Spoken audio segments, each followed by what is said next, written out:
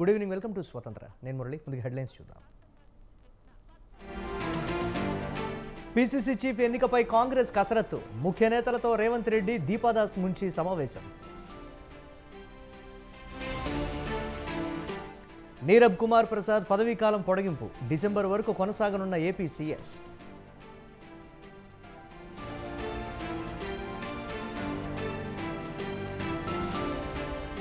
Red book కక్ష సాధింపు చర్యలకు కాదు.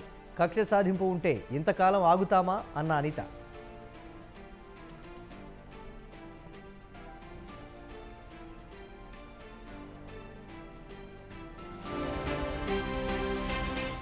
సింగరేణికి గనులు కేటాయించకుండా నష్టాల్లోకి నెడుతున్నారు. ప్రైవేటీకరించేందుకు కేంద్రం వేలం వేసిందన్న కేటీఆర్.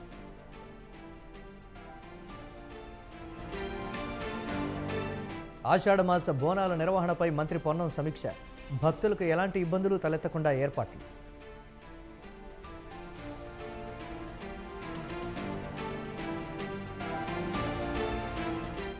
నీట్ పేపర్ లీకేజీ నిందితులను కఠినంగా శిక్షిస్తాం.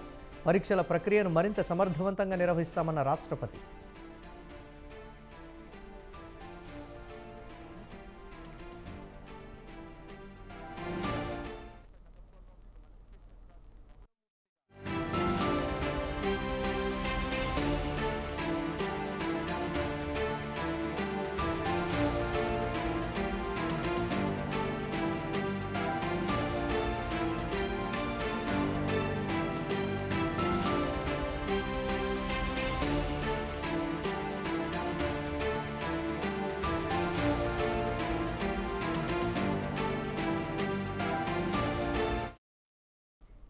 తెలంగాణ పీసీసీ చీఫ్ ఎన్నికపై అధిష్టానం కసరత్తు చేస్తోంది. పీసీసీ చీఫ్గా రేవంత్ రెడ్డి పదవీకాలం ఇవాళ్టితో ముగియడంతో కొత్తగా తెలంగాణ కాంగ్రెస్ అధ్యక్షుడిపై కసరత్తు చేస్తోంది హైకమాండ్. దీంతో ముఖ్య నేతలంతా హస్తెనలో మకాం వేశారు. ఆశావహులు ఢిల్లీకి క్యూ కట్టారు. పార్లమెంటు హాల్లో కాంగ్రెస్ అగ్రనాయకురాలు సోనియా గాంధీని మహేష్ కుమార్ గౌడ్ మధ్యాష్కి కలిశారు.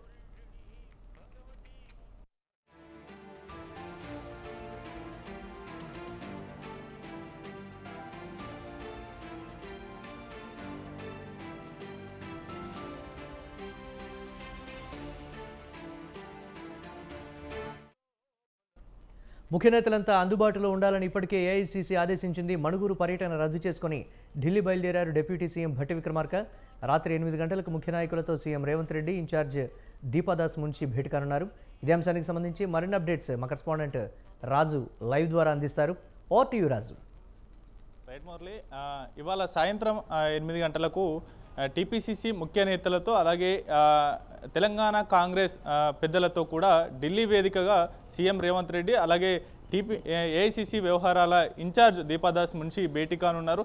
అయితే ముఖ్యంగా అటు తెలంగాణ రాష్ట్రానికి సంబంధించినటువంటి కాంగ్రెస్ నేతలంతా కూడా ఢిల్లీలో 3 రోజులుగా మకాం వేశారు. అందులో భాగంగానే వివిధ అటు ప్రభుత్వ కార్యక్రమాలు వీటితో పాటుగానే పార్టీ కార్యక్రమాలు కూడా చక్కబెట్టే పనిలో కూడా నిమగ్నమయ్యారనే చెప్పుకోవాలి. ముఖ్యంగా ఒకవైపు సీఎం రేవంత్ రెడ్డి తెలంగాణకు నిధులు తెచ్చే విషయమై తీవ్ర కసరత్తులు చేస్తూ వరుసగా కేంద్ర మంత్రులతో భేటీ అవుతా ఉన్నారు. అదే టైంలో కూడా ఏఐసీసీ అగ్రనేతలు సోనియా గాంధీ, రాహుల్ గాంధీ, ఏఐసీసీ ప్రధాన కార్యదర్శి కేసీ వేణుగోపాల్తో వరుసగా భేటీలు అవుతూ కూడా పీసీసీ నియామకం కావచ్చు, వీటితో పాటుగానే కార్పొరేషన్ల పదవుల భర్తీ కోసం కూడా ఇప్పటికే రంగం సిద్ధమైంది. ముఖ్యంగా ఈ రోజుతో సీఎంగా ఉన్న పీసీసీ చీఫ్ రేవంత్ రెడ్డి పదవీ గడువు ముగుస్తూ ఉంది. దాదాపు 3 ఏళ్ల క్రితం ఇదే తేదీన ఆయన పీసీసీగా అనౌన్స్మెంట్ వచ్చింది. ఆ తర్వాత కేవలం పీసీసీ హోదా పదవీకాలం కూడా కేవలం 3 ఏళ్ళు మాత్రమే ఉంటుంది. ఈ నేపథ్యంలో ఇవాళతో ముగుస్తుంది కాబట్టి వాస్తవానికి పీసీసీ చీఫ్గా రేవంత్ రెడ్డి జూలై 7వ తేదీన బాధ్యతలు తీసుకున్నారు. అయితే ఆ రోజుతో గడువు ముగుస్తుందంటూ కూడా కొద్దిసేపటి క్రితమే సీఎం రేవంత్ రెడ్డి ఢిల్లీ మీడియా ముఖంగా కూడా చెప్పడం జరిగింది. అయితే ఈ వారం రోజుల వ్యవధిలోనే పీసీసీ పీఠం కైవసం చేసుకునేందుకు కూడా తెలంగాణ రాష్ట్ర నేతలు ఢిల్లీ బాట పట్టారు.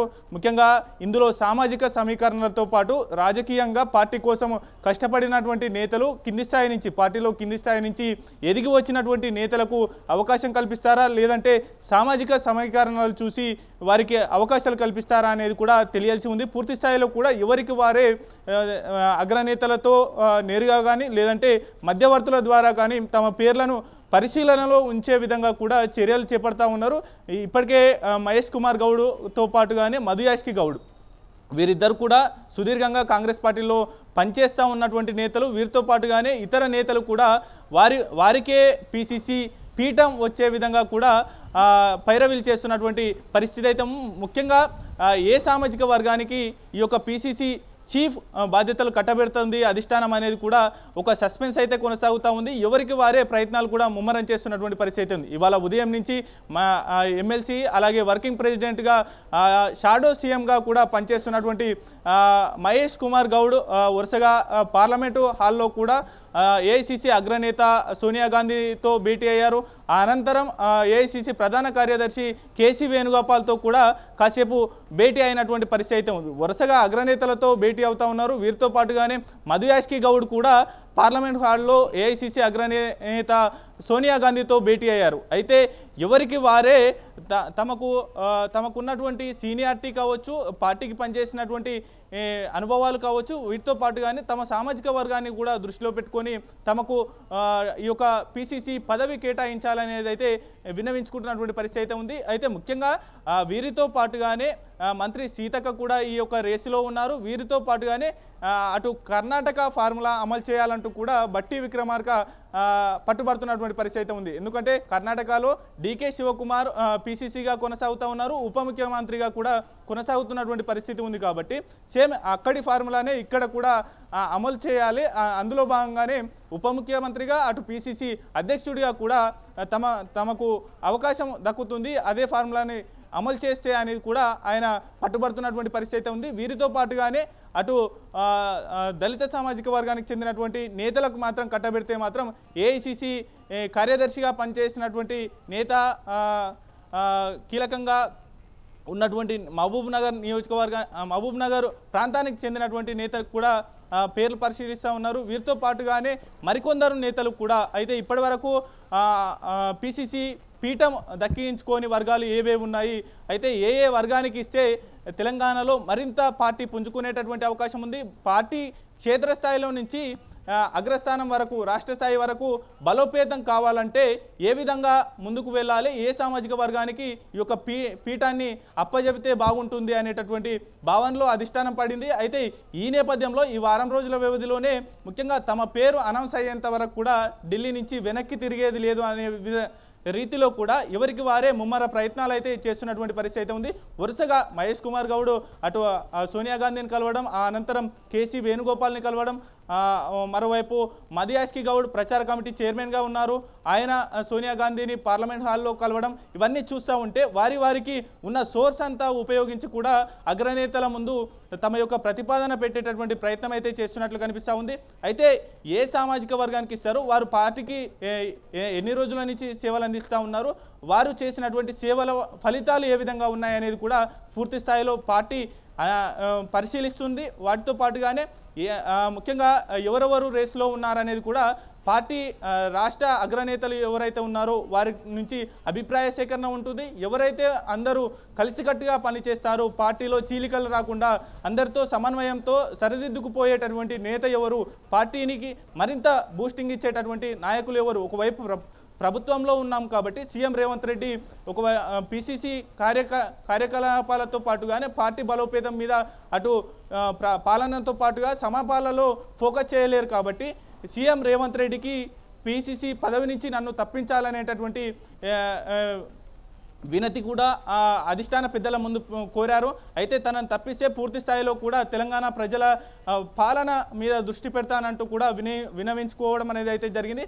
అయితే ఈ నేపథ్యంలోనే ఎవరికి ఇస్తే సమన్వయంగా ముందుకు వెళ్తారు పార్టీలో అనేటటువంటి అంశానికి సంబంధించి వివిధ పేర్లు అయితే పరిశీలిస్తూ ఉంది పార్టీ. అయితే ఈ నేపథ్యంలోనే తమకు ఉన్నటువంటి ఆర్గనైజేషనల్ వర్కింగ్ స్ట్రక్చర్ కావచ్చు, మొదటి నుంచి పార్టీకి అందించినటువంటి సేవలు కావచ్చు, వారు పనిచేసినటువంటి నియోజకవర్గాల్లో వచ్చినటువంటి ఫలితాలను కూడా బేరీజు వేసుకొని, అలాగే రాష్ట్రంలో ఉన్నటువంటి ప్రస్తుత పరిస్థితుల నేపథ్యంలో అటు ప్రధాన ప్రత్యర్థిగా ఉన్నటువంటి బీజేపీకి అటు క్యాడర్ మళ్ళకుండా దాంతోపాటుగానే యువతను కూడా తమ వైపు తిప్పుకునేందుకు అనేక ప్రయత్నాలు చేస్తూ ఉంది కాంగ్రెస్ పార్టీ. ఎందుకంటే ఇటీవలనే వచ్చినటువంటి ఎమ్మెల్సీలు కావచ్చు, రాజ్యసభలో సభ్యుల అవకాశం కావచ్చు, వాటిని కూడా యువ నేతలకు కట్టబెడతా ఉంది. యువతను కూడా తమ వైపు తిప్పుకునేటటువంటి ప్రయత్నం చేస్తూ ఉంది.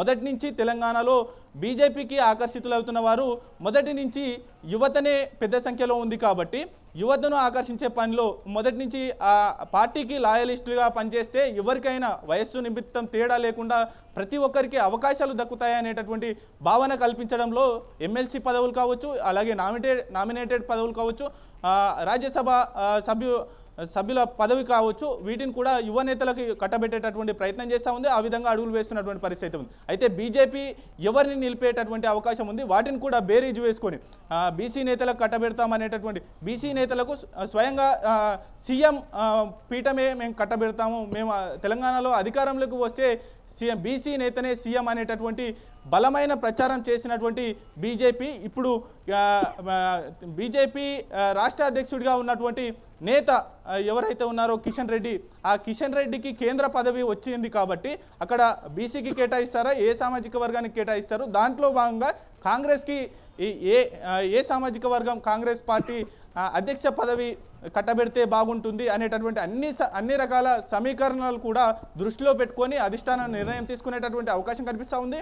ఆ అధిష్టానం రాష్ట్రంలో ఉన్నటువంటి పెద్దల యొక్క అభిప్రాయాలన్నీ పూర్తి స్థాయిలో విన్న అనంతరం ఎవరికి ఇస్తే బాగుంటుంది అనేటటువంటి నిర్ణయానికి వచ్చే అవకాశం ఉంది. ఎవరైతే సమిష్టిగా సమన్వయంతో ముందుకు చేసుకొని పార్టీని మరింత బలోపేతం చేస్తారు, అటు ప్రభుత్వం మీద కొంత వ్యతిరేకత వచ్చినా కానీ పార్టీ పరంగా కూడా రాబోయే రోజుల్లో మరింత బలం పుంజుకుంటే గత ప్రభుత్వాల మాదిరి వీక్గా కాకుండా ఉండేటటువంటి అవకాశం ఉంది అనేది కూడా ఏఐసిసి ఆలోచన చేస్తూ ఉన్నటువంటి పరిస్థితి అయితే కనిపిస్తూ ఉంది. ఓవరాల్గా ఎవరికి వారే తమకున్నటువంటి మధ్యవర్తుల ద్వారా కావచ్చు, ఏఐసిసి పెద్దల ద్వారా కూడా రాయబారం చేస్తూ ఉన్నటువంటి పరిస్థితి అయితే కనిపిస్తూ ఉంది. తమకే ఈ యొక్క పిసిసి పీఠం దక్కే విధంగా ఈ యొక్క పావులు కలుపుతున్నటువంటి సిచ్యువేషన్ అయితే ఓవరాల్గా కనిపిస్తూ ఉంది. ఈ వారం రోజుల వ్యవధిలోనే పిసిసి నియామకం కూడా ప్రకటించేటటువంటి అవకాశం అయితే స్పష్టమవుతా ఉంది. Murali, right, thanks for updates Raju.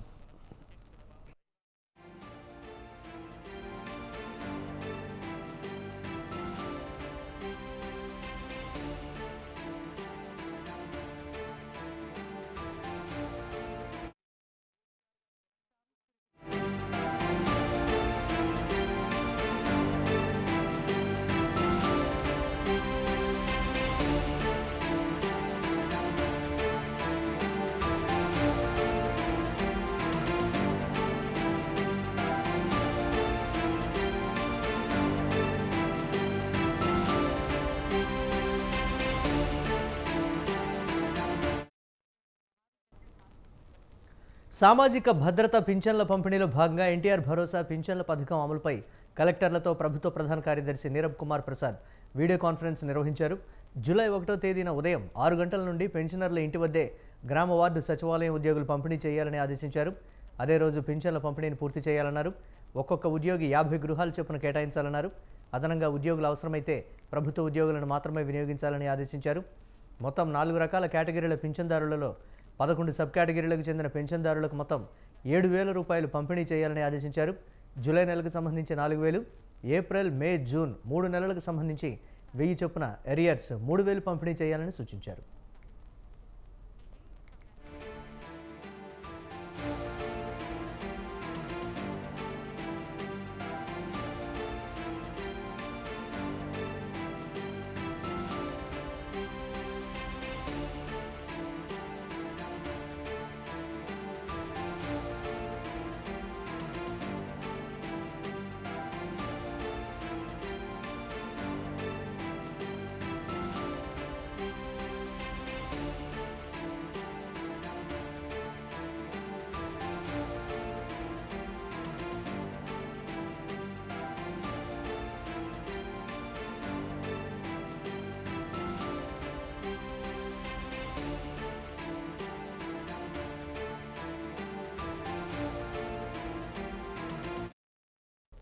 సామాజిక భద్రత పింఛన్ల పంపిణీలో భాగంగా ఎన్టీఆర్ భరోసా పింఛన్ల పథకం అమలుపై కలెక్టర్లతో ప్రభుత్వ ప్రధాన కార్యదర్శి నీరబ్ కుమార్ ప్రసాద్ వీడియో కాన్ఫరెన్స్ నిర్వహించారు. జూలై 1వ తేదీన ఉదయం 6 గంటల నుండి పెన్షనర్ల ఇంటి వద్దే గ్రామ వార్డు సచివాలయం ఉద్యోగులు పంపిణీ చేయాలని ఆదేశించారు. అదే రోజు పింఛన్ల పంపిణీని పూర్తి చేయాలన్నారు. ఒక్కొక్క ఉద్యోగికి 50 గృహాల చొప్పున కేటాయించాలన్నారు. అదనంగా ఉద్యోగులు అవసరమైతే ప్రభుత్వ ఉద్యోగులను మాత్రమే వినియోగించాలని ఆదేశించారు. మొత్తం 4 రకాల కేటగిరీల పింఛన్దారుల్లో 11 సబ్ కేటగిరీలకు చెందిన పెన్షన్దారులను మొత్తం 7,000 రూపాయలు పంపిణీ చేయాలని ఆదేశించారు. జూలై నెలకు సంబంధించి 4,000, ఏప్రిల్, మే, జూన్ 3 నెలలకు సంబంధించి 1,000 రూపాయల చొప్పున ఎరియర్స్ 3,000 పంపిణీ చేయాలని సూచించారు.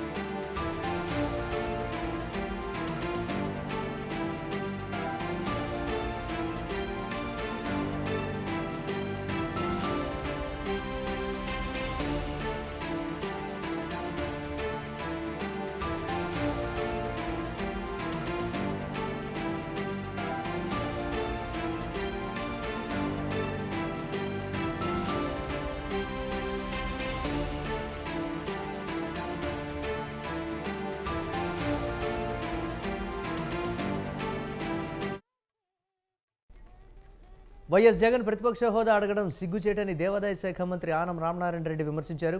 జగన్ ఏనాడు కూడా అసెంబ్లీ నియమాలను పాటించలేదని ఆరోపించారు. గ్రామాల్లో కూడా జగన్ పరదాలు కట్టుకుని తిరిగారని పేర్కొన్నారు. ప్రజలు తమపై పెట్టుకున్న నమ్మకాన్ని నిలబెట్టుకోవడమే తమ ప్రభుత్వ ఉద్దేశమని ఆనం రామనారాయణ రెడ్డి తెలిపారు.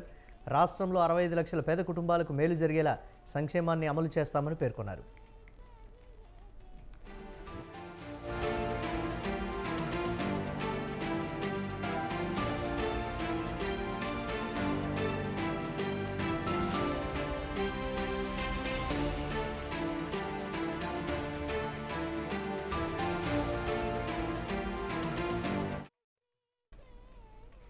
జూలై 1వ తేదీ నుంచి పింఛన్లు ఇస్తామని మంత్రి ఆనం తెలిపారు.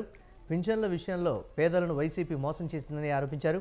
3,000 పెన్షన్ ఇస్తామని చెప్పి 5 ఏళ్ల పాలన చివరిలో ఇచ్చారని గుర్తు చేశారు. 4,000 పెన్షన్ పెంచుతామని చెప్పిన చంద్రబాబు మొదటి నెల నుంచే అమలు చేస్తున్నారని తెలిపారు. 3 నెలల బకాయిల డబ్బులను కూడా చేస్తామని చెప్పారు. ప్రభుత్వ రంగ గుర్తింపు పొందిన సచివాలయ ఉద్యోగుల ద్వారానే పెన్షన్లు పంపిణీ చేస్తామని స్పష్టం చేశారు. ఇందుకోసం అధికార యంత్రాంగం ఏర్పాట్లు చేస్తోందని అన్నారు. ప్రకారం పెన్షన్లను మంజూరు చేసి పంపిణీ చేసి పేద వర్గాల కుటుంబాల్లోని 65 లక్షల మందికి సామాజిక భద్రతని ఇచ్చేటువంటి పెన్షన్ సౌకర్యం ఏర్పాటు చేయడానికి జూలై 1వ తారీఖునే మేము చెప్పిన మాట ప్రకారం పెన్షన్లను మంజూరు చేసి పంపిణీ చేస్తామని చెప్పి ఎన్నికలకు ముందు చెప్పాం. ఎన్నికల తర్వాత ప్రమాణ స్వీకార సభల్లో చెప్పాం. ఈరోజు వాటిని అమలు చేయడానికి చర్యలు తీసుకోవడం జరిగింది. దానికి అవసరమైనటువంటి ఆదేశాలను కూడా జిల్లా అధికారులకి ఇవ్వడం కూడా జరిగింది. చెప్పిన మాట ప్రకారం జూలై 1వ తారీఖుకంతా 1,000 రూపాయలు ఒకేసారి పెంచి ఉన్నటువంటి 3,000 రూపాయలని 4,000 రూపాయలకి పెంచి పెన్షన్ని మంజూరు చేసి పంపిణీకి సిద్ధం చేశామని చెప్పి ఈ సందర్భంగా తెలియజేస్తాం. 3 మాసాల బకాయిలు కూడా కొత్త పెన్షన్లో కలిపి ఇస్తామని చెప్పాం. ఇచ్చేదానికి భిన్నంగా సచివాలయ వ్యవస్థలోని ఉద్యోగస్తుల్ని ప్రభుత్వ రంగంలో ఉద్యోగులుగా గుర్తింపబడినటువంటి వాళ్ళ చేత ఇంటింటికి పెన్షన్ పంపడం జరగదు. ఇవాళ వాలంటీర్లు ఉండొచ్చు, ఉండకపోవచ్చు. వాలంటీర్ల యొక్క వ్యవస్థని మేము ఈ టీడీపీ ప్రభుత్వంపై మాజీ మంత్రి సీదిరి అప్పలరాజు విమర్శలు చేశారు. 53.5 లక్షల మంది రైతులకు 34,500 కోట్ల రైతు భరోసా కింద వైసీపీ ప్రభుత్వం ఇచ్చిందన్నారు. ప్రతి రైతుకు 20,000 ఇస్తామని చంద్రబాబు చేసిన హామీని నిలబెట్టుకోవాలన్నారు. ప్రభుత్వం ఏ పేరు పెట్టినా రైతులకు మేలు చేయాలని అన్నారు. రైతు భరోసా ఎంతమందికి ఇస్తారో స్పష్టత ఇవ్వాలన్నారు. మంది రైతులకి 34,500 కోట్ల రూపాయలు ఇచ్చాం మేము రైతు భరోసా కింద, only in the form of YSR Rythu Bharosa కింద. మరి అది చంద్రబాబు గారు ప్రతి రైతుకి 20,000 చొప్పున ఇస్తానన్నారు. సంతోషం, మీరు పెంచిస్తానన్నారు అన్నటువంటి విషయాన్ని మేము కూడా రైతులకు ఎంత చేసినా తక్కువే అన్నటువంటి అంశం మీద మేము మేనిఫెస్టోలో దాన్ని 16,000 చేస్తామన్నాం. మీరు దాన్ని 20,000 చేస్తానన్నారు. పేరు ఏదో మార్చుకున్నారు మీరు, అన్నదాత సుఖీభవన్. ఇప్పుడు 2019 ఎన్నికలకు ముందు నెల రోజులు పెట్టిన పేరును మళ్ళీ ఇప్పుడు మీరు దాన్ని తిరిగి తీసుకొచ్చారు. What ever the changes maybe we accept that. మీరు పెంచిస్తానన్నారు, సంతోషం, మనం పెంచేయవండి, పేరు మార్చివ్వండి, మాకేం అభ్యంతరం లేదు. బట్ రైతులకు ఇవ్వండి, ఇచ్చే ఆలోచన చేయండి. నేనైతే మనస్ఫూర్తిగా కోరుతా ఉన్నా చంద్రబాబు నాయుడు గారికి. మరి అలాగే అగ్రికల్చరల్ మినిస్టర్, మన జిల్లా మంత్రి కింజరాపు అచ్చెన్నాయుడు గారు 53.5 లక్షల మంది రైతులకి 34,500 కోట్ల రూపాయలు ఇచ్చాం మేము రైతు భరోసా కింద, only in the form of YSR Rythu Bharosa కింద. మరి అది చంద్రబాబు గారు ప్రతి రైతుకి 20,000 చొప్పున ఇస్తానన్నారు, సంతోషం. మీరు పెంచిస్తానన్నారు అన్నటువంటి విషయాన్ని మేము కూడా రైతులకు ఎంత చేసినా తక్కువే అన్నటువంటి అంశం మీద మేము మేనిఫెస్టోలో దాన్ని 16,000 చేస్తామన్నాం, మీరు దాన్ని 20,000 చేస్తానన్నారు. మాజీ మంత్రి అంబటి రాంబాబు మాట్లాడుతున్నారు, లైవ్ ద్వారా చూద్దాం. దీన్ని మేమందరం ఇవాళ కలిసి కొన్ని విషయాలను ఆంధ్ర రాష్ట్ర ప్రజలకి, పలనాడు ప్రాంతానికి చెందినటువంటి పౌరులకి కొన్ని విషయాలను చెప్పాలనే ఉద్దేశంతో మేమందరం కూడా ఇక్కడ సమావేశమయ్యాం.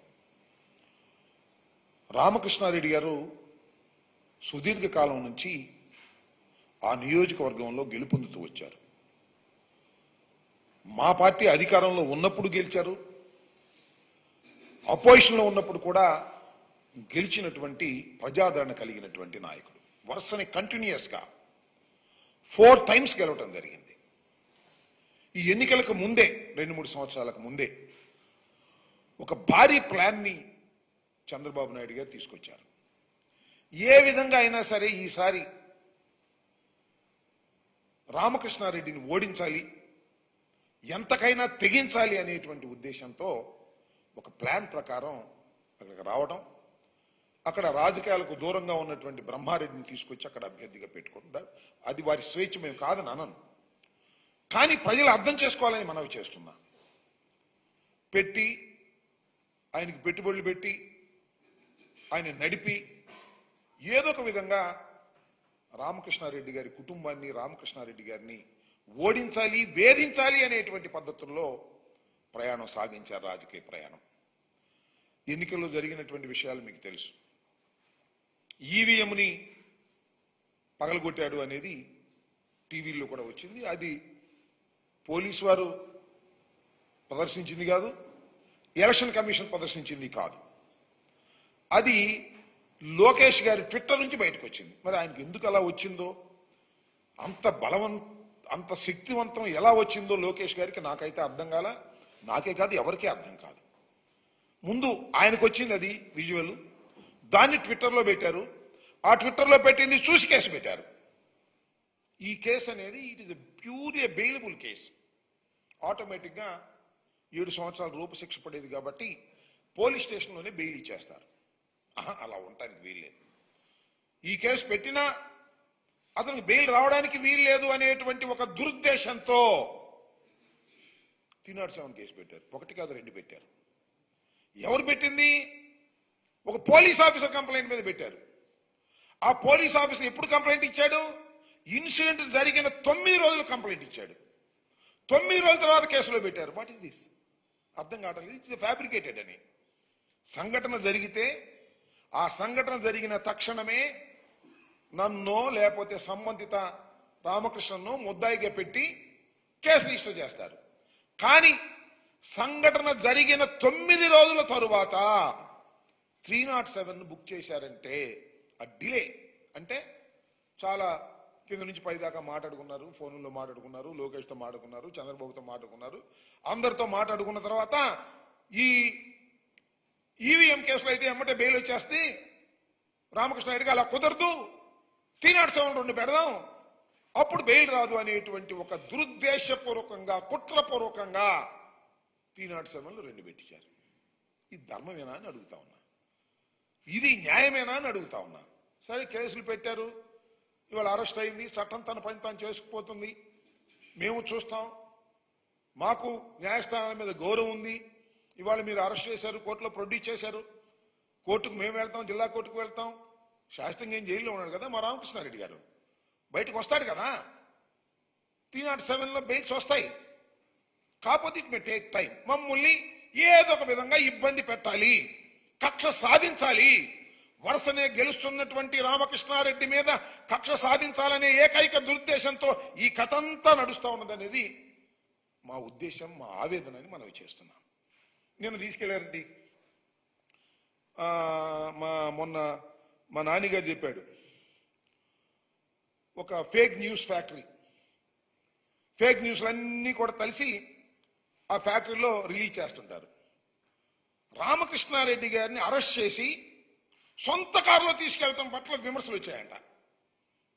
రామకృష్ణారెడ్డి గారిని అరెస్ట్ చేసింది ఎప్పుడైతే బెయిల్ రద్దయిందో పోలీసు వారు, అయ్యా నువ్వు పోలీస్ స్టేషన్కి రమ్మన్నారు, గౌరవంగా మా రామకృష్ణారెడ్డి గారు తన సొంత కారులో పోలీస్ స్టేషన్కి వెళ్ళారు. వెళ్ళిన తర్వాత అరెస్ట్ చూపిస్తారు, అరెస్ట్ చేసి తీసుకెళ్ళలేదు, అరెస్ట్ చూపిస్తారు. అప్పుడు అరెస్ట్ చూపించి ఆ తర్వాత ఆయన్ని మాచర్ల కోర్టుకు తీసుకువెళ్లారు. అర్ధరాత్రి 12ంటికి మాచర్లో ప్రొడ్యూస్ చేశారు. ఎందుకంటే వితిన్ 24 అవర్స్ ఎప్పుడైతే అరెస్ట్ చేశారో వితిన్ 24 అవర్స్లో ఆయన కోర్టులో ప్రొడ్యూస్ చేయాలి, అది చట్టం. 24 అవర్స్ లోపే ప్రొడ్యూస్ చేయాలని నిర్ణయించుకున్నారు అక్కడ పోలీసు వారు. శభాష్. అర్ధరాత్రి తీసుకెళ్లారు. అర్ధరాత్రి తీసుకెళ్ళినప్పుడు కూడా ఏం చెప్పారంటే, నేను పేపర్లో చూసి ఎంతవరకు నిజమో, మొత్తం మాచర్ల పట్టణాన్ని మొత్తం పోలీసు స్వాధీనం చేసుకున్నాడు. ఎందుకంటే రామకృష్ణారెడ్డి గారు ఎక్స్ ఎమ్మెల్యే గారు 4 సార్లు గెలిచిన వ్యక్తి వెళుతున్నాడు కాబట్టి అక్కడ ఆయన మీద ఏమైనా జరుగుతుందనో లేకపోతే ఈయన అభిమానులు వస్తారనో తీసుకున్నారు. ఏం జరిగింది అక్కడ? ఆయన కారు దిగుతుంటే ఎవరో ఒక అతను వెళ్ళాడు. ఏంటి అతను? రవి. ఏ రవి? కుమ్మరి శివని అతనికి సెకండ్ ఇవ్వడానికి ట్రై చేశాయంట. ఎవరయ్యా అంటే తెలుగుదేశం నాయకుడు అంట. ఈయన నాకు అర్థం కాలేదు, ఏం జరుగుతుంది అక్కడ? రాత్రి 12 గంటలకి రామకృష్ణారెడ్డి గారిని కోర్టులో హాజరుపరచడానికి వెళితే కుమ్మెర శివ అనేటువంటి తెలుగుదేశం నాయుడు సెకండ్ ఇవ్వడానికి వెళ్ళాయంట. అది చూసా నేను, విజువల్ ఎవరో పెడితే ఆయనకి వ్యతిరేకంగా స్లోగన్స్ ఇస్తున్నారు. 10 మందో 20 మందో కనపడుతున్నారు, ఇంకెంతమంది ఉన్నారు? ఏంటిది నాకు అర్థం కాల. ఇది ఒక కక్ష సాధింపు చర్య. అరెస్ట్ చేశారు, ప్రొడ్యూస్ చేశారు, నెల్లూరు జైలుకి పంపించారు. This the routine course, we will face it. తప్పనిసరిగా తెలుగుదేశం ప్రభుత్వం వచ్చిన తర్వాత ఇలాంటి ఇవి ఇప్పటి వరకు అప్డేట్స్. కీప్ వాచింగ్ స్వతంత్ర.